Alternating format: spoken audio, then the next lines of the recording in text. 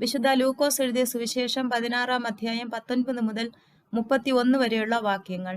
ഒരു ധനവാൻ ഉണ്ടായിരുന്നു. അവൻ ചെമന്ന പട്ടും മൃദുല വസ്ത്രങ്ങളും ധരിക്കുകയും എന്നും സുഭിക്ഷമായി ഭക്ഷിച്ച് ആനന്ദിക്കുകയും ചെയ്തിരുന്നു. അവന്റെ പടിവാതിൽക്കൽ ലാസർ എന്നൊരു ദരിദ്രൻ കിടന്നിരുന്നു. ധനവാന്റെ മേശയിൽ നിന്ന് വീണുകൊണ്ടിരുന്നവ വിശപ്പടക്കാൻ അവൻ ആഗ്രഹിച്ചു. നായ്ക്കൾ വന്ന് അവന്റെ വ്രണങ്ങൾ നക്കിയിരുന്നു. ആ ദരിദ്രൻ മരിച്ചു. ദൈവദൂതന്മാർ അവനെ അബ്രഹാമിന്റെ മടിയിലേക്ക് സംവഹിച്ചു. ആ ധനികനും മരിച്ച് അടക്കപ്പെട്ടു. അവൻ നരകത്തിൽ പീഡിപ്പിക്കപ്പെടുമ്പോൾ കണ്ണുകൾ ഉയർത്തി നോക്കി. ദൂരെ അബ്രഹാമിനെയും അവന്റെ മടിയിൽ ലാസറിനെയും കണ്ടു. അവൻ വിളിച്ചു പറഞ്ഞു, പിതാവായ അബ്രഹാമേ, എന്നിൽ കനിയണമേ. തന്റെ വിരൽത്തുമ്പ് വെള്ളത്തിൽ മുക്കി എന്റെ നാവ് തണുപ്പിക്കാനായി ലാസറിനെ അയക്കണമേ. ഞാൻ ഈ അഗ്നിജ്വാലയിൽ കിടന്ന് യാതന അനുഭവിക്കുന്നു.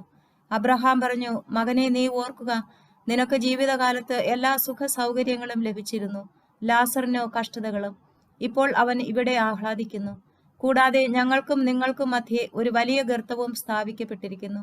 ഇവിടെ നിന്ന് നിങ്ങളുടെ അടുത്തേക്കോ അവിടെ നിന്ന് ഞങ്ങളുടെ അടുത്തേക്കോ വരുവാൻ ആഗ്രഹിക്കുന്നവർക്ക് അത് സാധിക്കുകയില്ല. അപ്പോൾ അവൻ പറഞ്ഞു, പിതാവേ, അങ്ങനെയല്ല.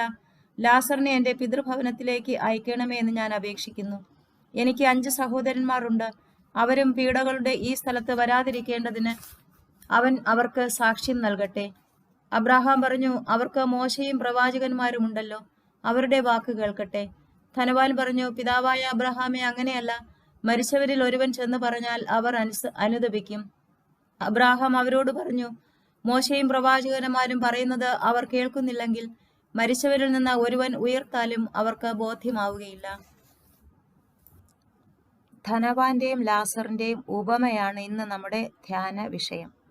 യേശു പറയുന്ന സാധാരണ ഉപമകളിൽ ആരുടെയും പേര് പരാമർശിക്കാറില്ല.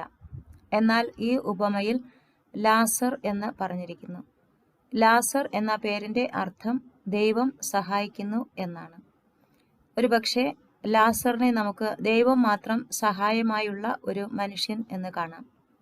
ദൈവത്തിൽ മാത്രം ആശ്രയിക്കുന്നവൻ, ദൈവം മാത്രം സമ്പത്തായി ഉള്ളവൻ. ലാസർ ധനവാന്റെ സമീപത്താണ് താമസം. ധനവാനായ മനുഷ്യനെ സംബന്ധിച്ച് അയാൾ മറ്റ് ഒരു തിന്മയും ഒരു പാപവും ചെയ്തതായി കാണുന്നില്ല. അയാൾ ധനവാനായിരുന്നു എന്ന് മാത്രം. ധനം ഒരു തിന്മയായാണ് ലൂക്ക കാണുന്നത്. തിന്മയായ ധനത്തെ പുണ്യസമ്പാദനത്തിനുള്ള ഒരു മാർഗമായി ഉപയോഗിക്കുവാൻ ധനവാന് കഴിയും. അങ്ങനെ ഒരു സാധ്യത തനിക്ക് ഉണ്ടായിട്ടും തൻ്റെ സഹായവും പരിചരണവും ആവശ്യമായ ഒരു ലാസർ തൻ്റെ പടിക്കൽ ഉണ്ടായിട്ടും ഈ ധനവാൻ തൻ്റെ സമ്പത്ത് ഉപയോഗിച്ച് ആ നന്മ ചെയ്തില്ല, സഹായിക്കേണ്ടവനെ സഹായിച്ചില്ല എന്നതാണ് അയാളുടെ തെറ്റ്. അതുകൊണ്ട് തന്നെ സ്വാഭാവികമായി ഈ ലോകത്തിൽ എല്ലാ സുഖങ്ങളും അനുഭവിച്ച, സമ്പത്ത് കൊണ്ട് നിറഞ്ഞിരുന്ന, ദൈവത്തിൽ ആശ്രയിക്കാത്ത, മറ്റുള്ളവരെ സഹായിക്കാത്ത ആ ധനവാൻ സ്വാഭാവികമായും മരണശേഷം നരകത്തിലേക്ക് പോകുന്നു. ഇനി അവിടെ നിന്നൊരു തിരിച്ചുവരവ് അയാൾക്ക് സാധ്യമല്ല. തൻ്റെ ബന്ധുക്കൾ ഭൂമിയിലായിരിക്കുന്നവരെ കൂടി ഇങ്ങനെയാണ് ധനമുള്ള ജീവിതത്തിൻ്റെ പരിണിത ഫലം എന്ന് അറിയിക്കുവാൻ അയാൾ ആഗ്രഹിച്ചു എങ്കിലും അതുപോലും നടക്കുന്നില്ല. ഭൂമിയിലായിരിക്കുമ്പോൾ പ്രവാചകന്മാരും ഗുരുക്കന്മാരും പറഞ്ഞ കാര്യങ്ങൾ മനസ്സിലാക്കി ധനത്തെ ശരിയായ രീതിയിൽ വിനിയോഗിക്കേണ്ടതായിരുന്നു ഈ ധനവാൻ. അത് ചെയ്യാത്തത് കാരണം ഇനി ഒരു തെറ്റ് തിരുത്തലിനോ മറ്റുള്ളവരെ സഹായിക്കാൻ വേണ്ടി തിരിച്ച് ഭൂമിയിൽ എത്തുന്നതിനോ ആരെങ്കിലും അയക്കുന്നതിനോ ഉള്ള സാധ്യത പോലും അയാൾക്കില്ല. ഈ ഭൂമി നമുക്ക് നൽകപ്പെട്ടിരിക്കുന്ന ഏറ്റവും അവസാനത്തെ ഒരു സാധ്യതയാണ്. ഇവിടെ നമുക്ക് എല്ലാ കാര്യങ്ങളും, നിത്യതയ്ക്ക് വേണ്ട എല്ലാ കാര്യങ്ങളും നമുക്ക് പഠിപ്പിച്ചു തന്നിട്ടുണ്ട് ദൈവം, പ്രവാചകരിലൂടെ, ഗുരുക്കന്മാരിലൂടെ, സാഹചര്യങ്ങളിലൂടെ ഒക്കെ. അതൊന്നും കാര്യമാക്കാതെ ഇനി മറ്റൊന്നിനു വേണ്ടി കാത്തിരിക്കാൻ ശ്രമിക്കുന്നവർ പരാജയപ്പെട്ടു പോവുകയേ ഉള്ളൂ. കേൾക്കുന്ന കാര്യങ്ങൾ, ഈ ഭൂമിയിൽ നിന്ന് ലഭിക്കുന്ന പാഠങ്ങൾ സ്വീകരിക്കുകയും അത് വിശ്വസിക്കുകയും അതനുസരിച്ച് ജീവിതത്തെ ക്രമപ്പെടുത്തുകയും ചെയ്യുന്നവർക്കാണ് നരകാഗ്നിയിൽ നിന്ന് രക്ഷപ്പെടുവാനും സ്വർഗത്തിൽ അബ്രഹാമിന്റെ മടിയിൽ എത്തിച്ചേരുവാനും സാധിക്കുക. ലാസർ ആകട്ടെ എപ്പോഴും ദൈവം മാത്രം ആശ്രയമുള്ള മനുഷ്യനായിരുന്നു. ദൈവം മാത്രമാണ് അവനെ സഹായിക്കാനും ഉണ്ടായിരുന്നത്. ദരിദ്രമായ ജീവിതം, ദൈവത്തിൽ ആശ്രയിച്ചുള്ള ജീവിതം പരിണിതഫലമായി സ്വർഗത്തിൽ എത്തിച്ചേർക്കുന്നു.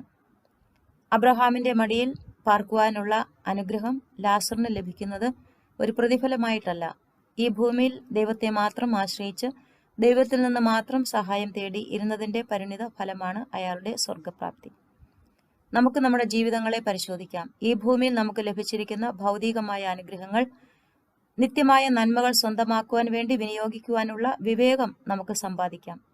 പരിശുദ്ധാത്മാവിനോട് ആ ഒരു കൃപയ്ക്ക് വേണ്ടി നമുക്ക് യാചിക്കാം. നമുക്കുള്ള ഭൗതികമായ സമ്പത്ത് ഉപയോഗിച്ച് നിത്യജീവൻ സമ്പാദിക്കുവാനുള്ള വിവേകവും ജാഗ്രതയും. അതേസമയം ലാസറിനെ പോലെ ദൈവത്തിൽ മാത്രം നമുക്ക് ആശ്രയിക്കാം. ദൈവം മാത്രം സഹായമുള്ളവരായി ഈ ഭൂമിയിൽ ജീവിക്കാം. അപ്പോൾ ദൈവം നമ്മെ ഈ ഭൂമിയിലെ ജീവിതത്തിനും സഹായിക്കും, നിത്യജീവനിലേക്ക് എത്തിച്ചേരുവാനും നമ്മെ സഹായിക്കും. നിത്യതയോളം ദൈവം നമ്മുടെ ആശ്രയവും നമ്മുടെ സമ്പത്തും നമ്മുടെ സർവസ്വവും ആയിരിക്കുകയും ചെയ്യും.